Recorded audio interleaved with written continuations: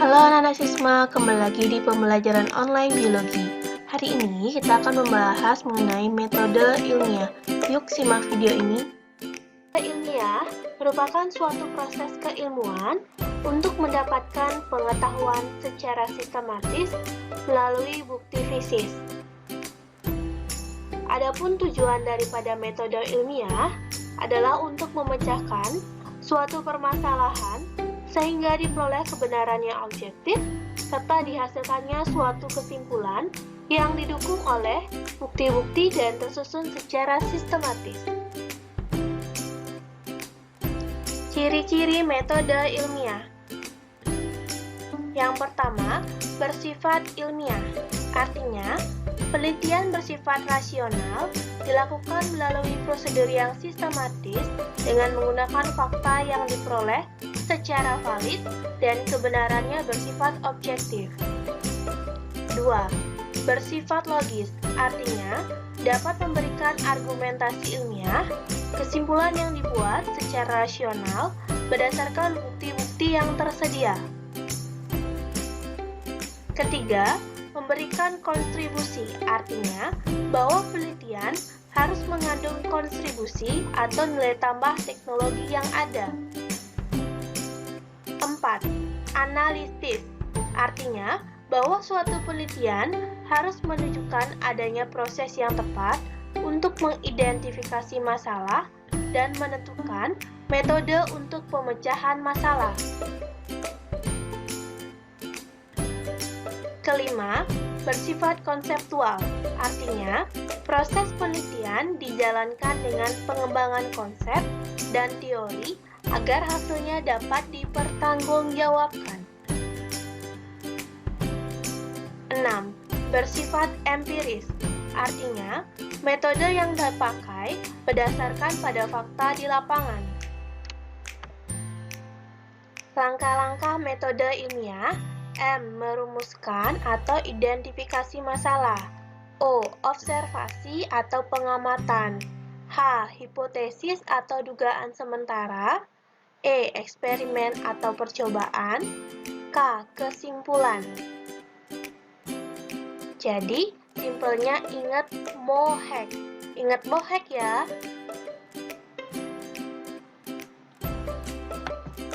Merumuskan atau identifikasi masalah merupakan suatu proses dalam menemukan permasalahan yang diangkat dalam penelitian. Simpelnya, kalian mencari suatu permasalahan. Misal, ibu ajak kalian pergi ke perkebunan sawi, tentunya kalian akan melihat banyak tanaman sawi yang ditanam per bedeng-bedeng. Saat kalian melihat tanaman tersebut, banyak hal yang bisa kalian identifikasi. Contoh, apa sih yang menyebabkan perbedaan tinggi tanaman satu dengan tanaman lainnya? Yang kedua, apa yang menyebabkan terjadinya perbedaan warna daun antara sawi satu dengan sawi lainnya? Yang ketiga, bagaimana upaya meningkatkan produksi pertanian sawi dengan banyaknya OPT atau organisme pengganggu tanaman? Nah, itu beberapa contoh identifikasi yang bisa kalian angkat sebagai identifikasi awal dalam sebuah penelitian. Nah, dari ketiga tersebut Ibu contohkan sebagai berikut. Tanaman sawi yang ada di perkebunan sangat banyak, namun tampak banyak ulat kerayak yang hinggap pada daunnya.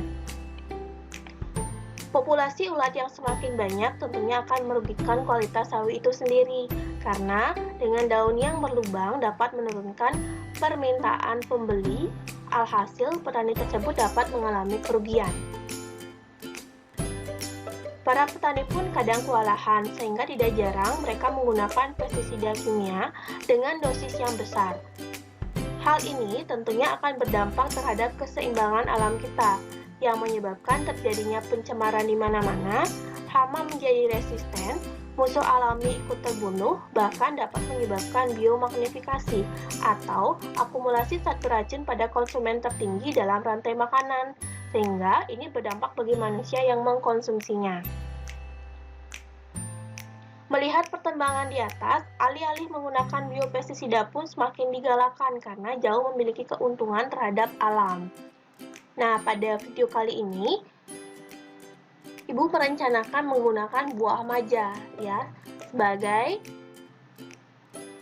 buah yang digunakan ya. Buahnya ini diekstrak, kemudian diambil airnya, kemudian akan disemprotkan pada tanaman sawi karena tanaman ini memiliki memiliki rasa pahit yang sangat tinggi yang tentunya dapat membunuh si ulat tersebut. Seperti itu. Observasi atau pengamatan. Jadi, observasi merupakan upaya peneliti dalam mengamati keadaan awal dari objek penelitian. Simpelnya, kalian bisa melihat langsung keadaan aslinya. Misalkan, kayak tadi permasalahannya tentang sawi, silakan kalian melakukan pengamatan secara langsung di perkebunannya itu. Jadi, bisa mencari beberapa sampel perkebunan. Jadi tidak hanya satu sampel kalian amati, apa sih yang bermasalah di sana atau apa masalah yang bisa kalian angkat seperti itu. Nah, selain itu dalam observasi atau pengamatan juga didasari dengan mencari sumber informasi melalui jurnal-jurnal penelitian. Nah, setelah kalian mendapatkan masalah, tentunya kalian punya ide-ide sendiri untuk mengatasi permasalahan tersebut. Tentunya ini harus punya dasar teorinya atau landasan teori tentang apa yang kalian mau angkat. Misalnya kayak tadi, kita menggunakan buah maja sebagai upaya mengatasi daripada si ulat tersebut. Maka kita harus mencari sumber-sumbernya di internet. Bagaimana efektivitas daripada buah maja terhadap ulat tersebut, seperti itu. Hipotesis atau dugaan sementara. Jadi, hipotesis dapat didefinisikan sebagai dugaan sementara karena belum adanya hasil objektif dari eksperimen. Oleh karena itu, hipotesis tidak bisa dijadikan kesimpulan dalam hasil penelitian ilmiah. Nah, hipotesis selalu dikaitkan dengan suatu judul penelitian. Misalkan dalam penelitian ini, Ibu membuat judul variasi pemberian ekstrak buah maja atau Aigle marmelos terhadap mortalitas ulat krayak Spodoptera litura pada tanaman sawi hijau Brassica chinensis. Nah, tentunya pada saat kalian membuat hipotesis, kalian juga harus mengetahui tentang variabel. Apa itu variabel? Variabel adalah segala hal yang menjadi objek pengamatan penelitian. Variabel sendiri ada 3 jenis. Yang pertama, variabel bebas atau independen. Jadi, variabel bebas adalah variabel yang mempengaruhi atau yang menjadi sebab perubahan atau timbulnya variabel dependen atau terikat, di mana variabel bebas sendiri memang sengaja dimanipulasi, seperti itu. Yang kedua, variabel terikat atau dependen. Variabel ini adalah variabel yang dipengaruhi atau yang menjadi akibat karena adanya variabel bebas. Jadi variabel terikat ini timbul sebagai akibat adanya variabel bebas. Yang ketiga, variabel kontrol. Jadi variabel ini tidak dapat dimanipulasi atau digunakan sebagai salah satu cara untuk mengontrol atau meminimalkan atau menetralkan pengaruh aspek tertentu. Seperti itu. Jadi variabel kontrol ini tidak dapat dimanipulasi. Nah, kita masuk ke judul penelitian ya. Untuk menentukan suatu variabel, ini bisa kita lihat dari judul penelitiannya. Yang tadi, judul penelitiannya berupa variasi pemberian ekstrak buah maja. Nah, kenapa ini dikatakan variabel bebas? Ya, variabel bebas tadi kan definisinya sengaja dimanipulasi. Jadi, variabel bebas ini kita yang memberikan perlakuan. Misalnya, di sini kan variasi pemberian ekstrak buah maja. Berarti kita membuat beberapa variasi ekstrak dengan konsentrasi tertentu. Dari misalnya kita ambil dari 0% sebagai kontrol, kemudian 5%, 10%, 15 sampai berapa jenis variasi yang ingin kalian lakukan, seperti itu. Sudah? Yang kedua, terhadap mortalitas ulat krayak. Jadi, kan tadi kita sudah memberikan ekstrak buah maja terhadap tanaman sawi hijau. Kemudian kita lihat apa dampak dari pemberian ekstrak tersebut. Seperti itu. Jadi dampaknya itu adalah variabel terikat. ya, berupa mortalitas. Mortalitas itu artinya kematian ulat kerayak gitu. Jadi apa pengaruh dari pemberian ekstrak tadi? Itulah si variabel terikat seperti itu. Nah, ini bisa kita lihat di sini Ibu pakai 4 perlakuan, jadi ada yang 0%, 10%, 15%, dan 20% seperti itu. Ini adalah variasi ekstraknya seperti itu. Nah, lalu bagaimana dengan variabel kontrol? Jadi variabel kontrolnya itu dapat meliputi suhu, cahaya, jenis tumbuhan yang kita gunakan, frekuensi penyiraman, serta jumlah tanah dalam pot. Jadi kalau misalnya variabel kontrol ini biasanya dia secara tidak dijelaskan di judul. Jadi ini maknanya itu tersirat seperti itu. Ya. Jadi kalian lihat, kalau misalnya kalian ingin menguji mortalitas atau kematiannya si ulat kerayak akibat ekstrak buah maja, berarti kalian harus menggunakan buah maja seperti itu. Kemudian tanaman yang kalian tumbuhkan, misalnya sawi hijau, bibitnya harus sama semua sawi hijau. Kemudian jumlah tanah yang dimasukkan tiap pot juga harus sama, frekuensi airnya juga harus sama, frekuensi penyiramannya maksudnya. Kemudian dia diletakkan di mana? Kalau misalnya kalian letakkan semua di bawah sinar matahari langsung, harus semuanya seperti itu. Tidak boleh satu perlakuan di tempat yang teduh, karena kalau satu saja berbeda itu akan mempengaruhi hasil penelitian seperti itu.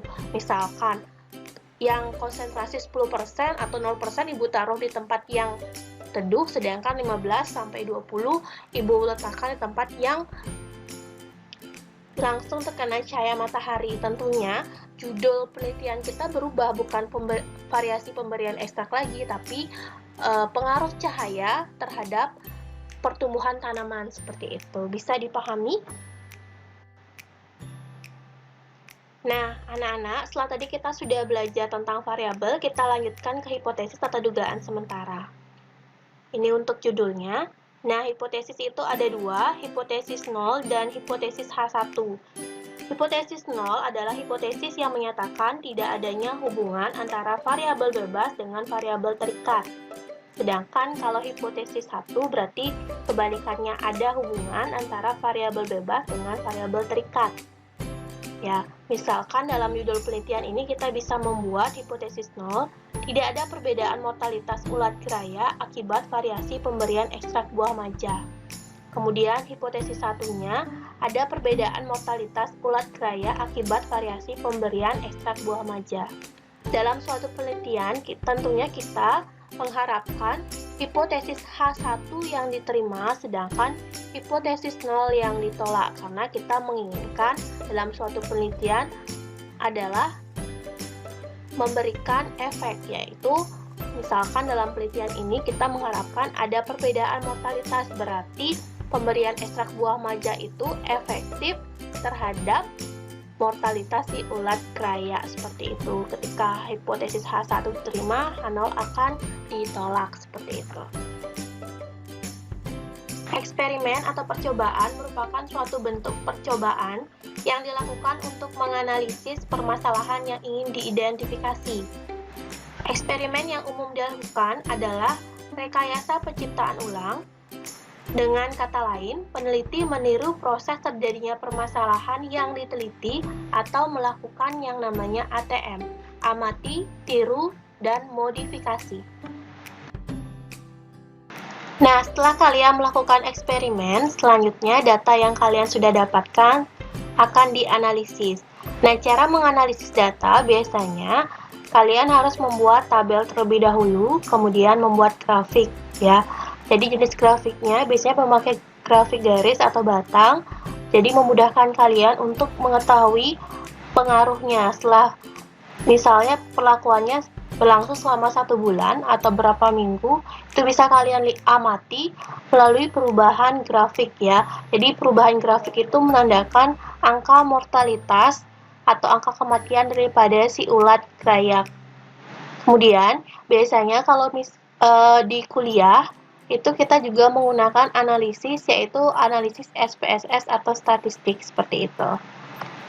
Dalam kegiatan analisis atau pengolahan data, jadi data hasil eksperimen biasanya dibedakan menjadi dua, yaitu yang pertama adalah data kuantitatif. Jadi data kuantitatif ini artinya data yang dapat dihitung, biasanya dalam bentuk angka seperti itu.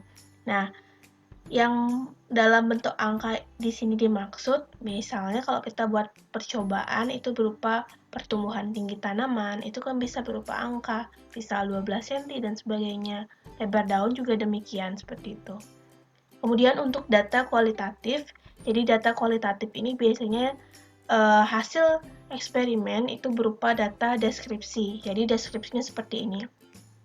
Bagaimana warna batangnya, warna daunnya, kemudian kondisi tanaman setelah diberikan perlakuan. Itu bisa kalian deskripsikan, misalkan warna batangnya berwarna apa, berwarna hijau atau berwarna kuning, seperti itu. Dari hasil penelitian yang sudah kalian lakukan. Nah, sebelum masuk ke kesimpulan, untuk kerangka berpikir ini secara umum dibagi menjadi 3, ada input, proses, dan output. Untuk input itu berarti masukannya itu bisa berupa alat-alat yang digunakan dalam penelitian, kemudian raw inputnya itu berupa bahan, misalnya kita butuh buah maja, kemudian si ulat keraya, dan yang lagi satu tanaman sawi. Kemudian environmental input yang mempengaruhi input dari lingkungannya berupa suhu, kelembaban, cahaya, dan sebagainya. Nah, untuk prosesnya berupa pemberian variasi ekstrak buah maja terhadap ulat keraya dengan konsentrasi yang berbeda. Tentunya output yang kita harapkan adalah mortalitas atau kematian daripada ulat keraya itu sendiri. Bagaimana, sudah paham sampai di sana? Nah, untuk kesimpulannya, jika percobaan ini berhasil atau dengan kata lain H1-nya diterima, maka kesimpulannya terdapat perbedaan mortalitas ulat keraya akibat pemberian variasi ekstrak buah maja. Kemudian, jangan lupa menyematkan ekstrak yang mana paling efektif membunuh ulat tersebut. Itu yang paling penting juga, seperti itu.